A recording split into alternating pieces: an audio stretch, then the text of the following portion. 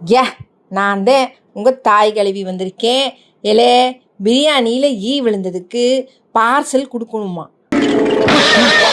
என்னது சோத்துல கல்லு? ஐயோ பொண்ணு வீட்டுக்காரன் வாடா. ஏனுங்க நான் தானுங்க. என்னடா சோத்துல கல்லு? ஆமாண்டே மக்களே, நம்ம பாண்டிச்சேரியில் இப்படி ஒரு அதிரடி சம்பவம் நடந்திருக்கு.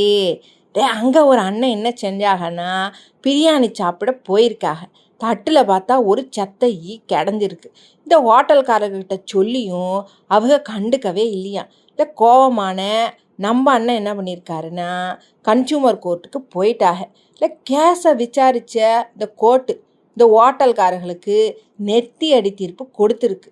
இந்த பாதிக்கப்பட்ட கஸ்டமருக்கு நஷ்ட ஈடா 10,000 ரூபாவும் இந்த கோர்ட்டு செலவுக்கு ஒரு 3,000 ரூபாவும் கொடுக்கணும்னு சொல்லிட்டாங்க. அதை மட்டும் விட்டாங்களா? அடுத்த 5 வாரத்துக்கு வாரம் ஞாயிற்றுக்கிழமை 2 பிளேட்டு வீதம் மொத்தம் 10 பிளேட்டு சூடான ஹைதராபாத் பிரியாணியே ஓசியாக பார்சல் கட்டி தரணும்னு சொல்லிட்டாங்க. காய்ச்சி கொடுத்து சாப்பிட்ற சாப்பாட்டில் தப்பு இருந்தால் தட்டி கேட்கணும் மக்களே. கஸ்டமர்னால் சும்மா நினச்சிங்களா? உங்களுக்கு என் சேனல் பிடிச்சிருந்தே லைக் பண்ணுங்கள், ஷேர் பண்ணுங்கள், மறக்காமல் சப்ஸ்கிரைப் பண்ணிவிடுங்க. அப்படி தானே சொல்லிவிட்டேன். போங்கடே.